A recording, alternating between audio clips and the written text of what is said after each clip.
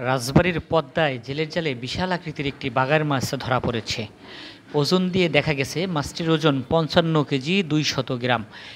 রবিবার ভোরে পদ্মা নদীর রাজবাড়ী জেলার গোয়ালন্দ উপজেলার দৌলতদিয়া ইউনিয়নের কলাবাগান এলাকায় স্থানীয় জেলেদের জালে মাছটি ধরা পড়ে।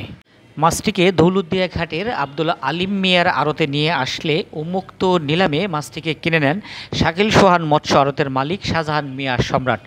শাকিল সোহান মৎস্য আড়তের মালিক মোহাম্মদ শাহজাহান মিয়া সম্রাট বলেন, রবিবার ভোরে মাছটিকে আড়তে নিয়ে আসলে ১,৩০০ টাকা কেজি দরে মোট ৭১,৫০০ টাকায় কিনে নেওয়া হয়।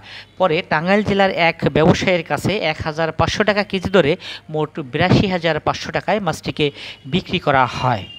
শাকিল সোহান মৎস্য আড়তের মালিক শাহজাহান মিয়া সম্রাট আরও জানান, দৌলতদিয়া ঘাটের ফ্রেশ তরতাজা মাছ কিনতে তাদের সাথে মোবাইলে যোগাযোগ করলে তারা দরদাম ঠিক হওয়ার পর সেই গন্তব্যে মাছ তারা পৌঁছে দিয়ে থাকেন।